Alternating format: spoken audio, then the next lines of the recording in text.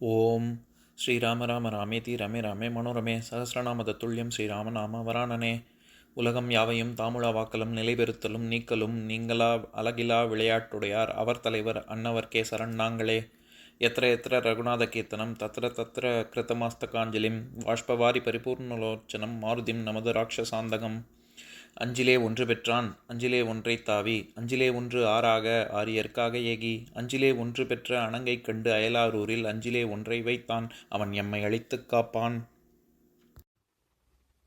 இன்னைக்கு நம்ம கம்பராமாயணத்துல பாலகாண்டத்துல குலமுறை கிளைத்து படலத்துல 27வது பாடல் பார்க்க போறோம். செக்கர் நிறத்து எரிகுஞ்சி சிறக்குவைகள் பொறுப்பு என்ன, உக்கவோ முடிவு இல்லை. ஓர் அம்பினோடும் அரக்கி மக்களில் அங்கு ஒருவன் போய் வான் புக்கான், மற்றையவன் புக்க இடம் அறிந்திலேன், போந்தனன் என் வினை முடித்தே. இதுதான் பாட்டு. இப்ப நம்ம பதம் பிரிச்சு பொருள் பார்க்கலாம். செக்கர் நிறத்து செவ்வானம் போன்ற நிறம் கொண்ட, எரி குஞ்சி நெருப்பு போல மயிர்களையுடைய சிறக்குவைகள், எனது வேள்விக்கு இடையூறு செய்த அரக்கர்களின் தலைகளின் குவியல் பொறுப்பு என்ன, மலைகளைப் போல உக்கனவோ அறுபட்டு விழுந்து கீழே சிதறியவற்றிற்கோ முடிவு இல்லை, ஓர் அளவே இல்லை.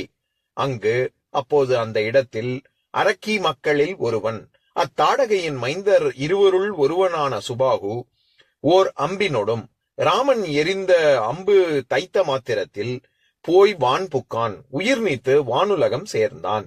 மற்றையவன் மற்றொரு மைந்தனான மாரீச்சன் புக்க இடம், இவன் எய்த அம்பால் போய் விழுந்த இடத்தை அறிந்திலேன், யான் அறியவில்லை.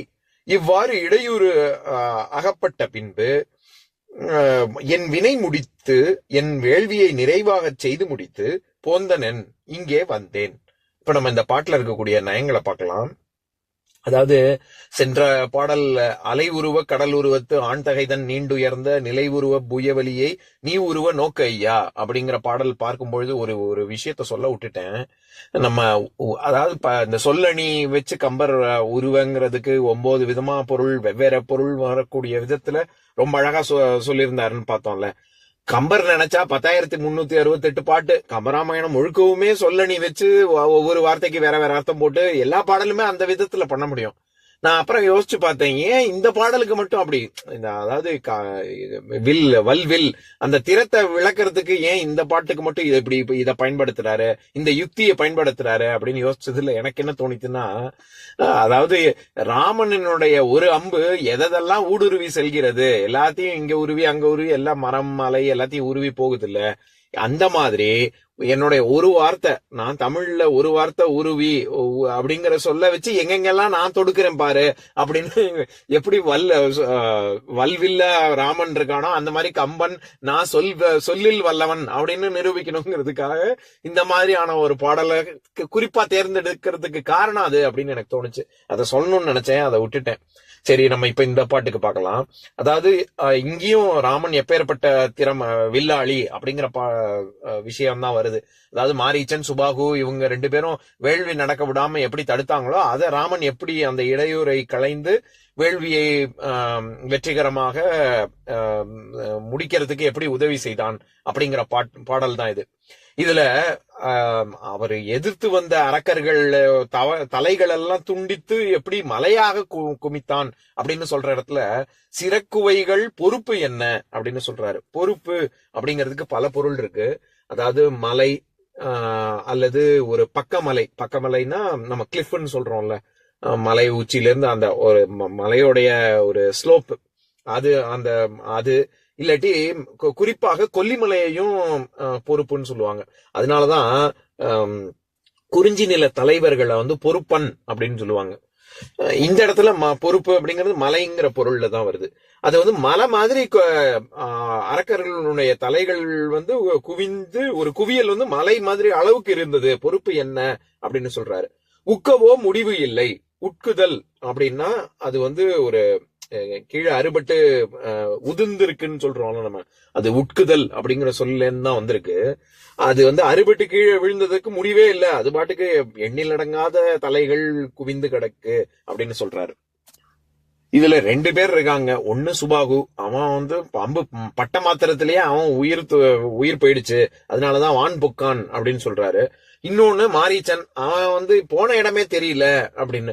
இது நிறைய பேர் என்ன சொல்லுவாங்க, மொரீஷியஸ் அப்படின்னு அந்த தீவு இருக்குல்ல, அந்த மொரீஷியஸ்ங்கிற தீவுக்கே மாரீச்சன் அவன் போய் அங்க விழுந்தான், அதனாலதான் அது மாரீஷியஸ்னே பேர் வந்தது அப்படின்னு சொல்றவங்க இருக்காங்க. எனக்கு அதை பத்தி வரலாற்று செய்தி தெரியாது, ஆனா அது நிறைய பேர் குறிப்பிட்டு நான் கேட்டிருக்கேன், அதுக்காக சொல்ல வரேன். இவர் வந்து எங்க போய் விழுந்தானே தெரியல இன்னொருத்தன், அந்த அளவுக்கு ராமனுடைய வில்லாற்றல் பிரமாதமாக இருந்தது அப்படின்னு ஜனகன்ட்ட சொல்றாரு. அதுக்கப்புறமா என் வினை முடித்து போந்தனன் அப்படின்னா, நான் இது இவ்வளவு ராமன் செய்ததுனால என்னுடைய வேள்வி வெற்றிகரமாக முடிந்தது அப்படின்னு சொல்றாரு. இப்ப நான் பாட்டை இன்னொரு தடவை படிக்கிறேன், கேளுங்க. செக்கர் நிறத்து எரிகுஞ்சி சிறக்குவைகள் பொறுப்பு என்ன, உக்கவோ முடிவு இல்லை. ஓர் அம்பினோடும் அரக்கி மக்களில் அங்கு ஒருவன் போய் வான் புக்கான், மற்றையவன் புக்க இடம் அறிந்திலேன், போந்தனன் என்வினை முடித்தே. இன்னொரு நாள் இன்னொரு பாட்டு பார்க்கலாம். ஓம் சாந்தாகாரம் புஜகசயனம் பத்மநாபம் சுரேஷம் விஸ்வாதாரம் ககனசத்ரசம் மேகவர்ணம் சுபாங்கம் லக்ஷ்மீகாந்தம் கமலநயனம் யோகி ஹிருத்யானகம்யம் வந்தே விஷ்ணும் பவபயஹரம் சர்வலோகைகநாதம். உம்பரோடு இம்பர்காரும் உலகம் ஓர் ஏழும் ஏழும் எம்பெருமான் என்று ஏத்தி இறைஞ்சி நின்று ஏவல் செய்ய தம்பியரோனும் தானும் தருமமும் தரணி காத்தான் அம்பரத்து அனந்தர் நீங்கி அயோத்தியில் வந்த வள்ளல். ஓம் பூர்ணமதః பூர்ணமிதம் பூர்ணாத் பூர்ணமுதஸ்யதே பூர்ணஸ்ய பூர்ணமாதாய பூர்ணமேவாவசிஷ்யதே. ஓம் சாந்தி சாந்தி சாந்திः. ஓம் சர்வேஷாம் ஸ்வஸ்திர்பவது சர்வேஷாம் சாந்திர்பவது சர்வேஷாம் பூர்ணம் பவது சர்வேஷாம் மங்களம் பவது. ஓம் சாந்தி சாந்தி சாந்திः. ஓம் சர்வே பவந்து சுகினः சர்வே சந்து நிராமயாः சர்வே பத்ராணி பஷ்யந்து மா கஷ்சித் துக்கபாக் பவேத்.